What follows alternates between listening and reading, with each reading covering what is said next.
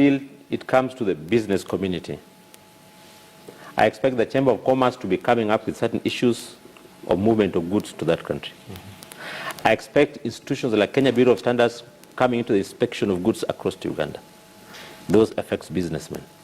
I expect scenarios like you mentioned, education, where we also want to get same standard of education or free, or what I call more or less compensatory, in the sense that if you are in Kenya, if you're in Uganda, in Tanzania, you're paying fees, it should be the same as what a Tanzanian is paying. And the other one is free movement of persons, because there's a lot of movement of persons between the borders. So we should ease the movement of persons to do business and tourism. And if I touch on tourism, when you talk of Mara Serena here, it's a bit of Mara. It's just not the big part of Mara. The big part of Mara is in Tanzania, Serengeti National Park. So those are the issues I'm going to touch on.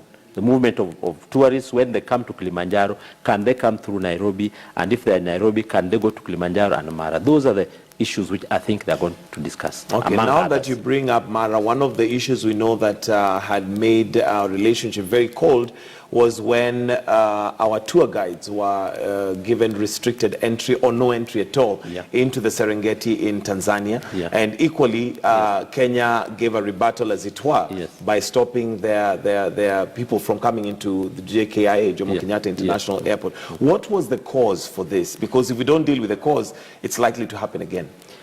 I'd like to address that issue from international trade point of view. Ordinarily, I'm a multilateral trade expert. I consult on business across countries. Right. Now, each country, there's what's called services agreement.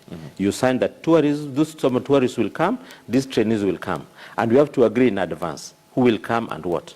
Now, in the case of Kenya and Tanzania at that time, the argument was most tourists who wanted to go to Kilimanjaro preferred going through Kenya into Kilimanjaro. Now, Kenyan tourists were saying that in that case, let us, tourists from here, take them to Kilimanjaro. Then Tanzania says, no, in that case, we also need to get the business. So those were the issues of talks, but later on they sorted it out. Because most of the tourists, when they go to Tanzania, apart from the one going through Kenya, I saw, like the Germans, they would take a whole plane Lufthansa, and it would be parked at Arusha International Airport. And then they would take time, see all the animals, whatever it is, after 1 week, then they go back with the same. But in this scenario, some of them were saying it's cheaper coming through Nairobi to Tanzania. But I think since then, they have sorted them out. Okay.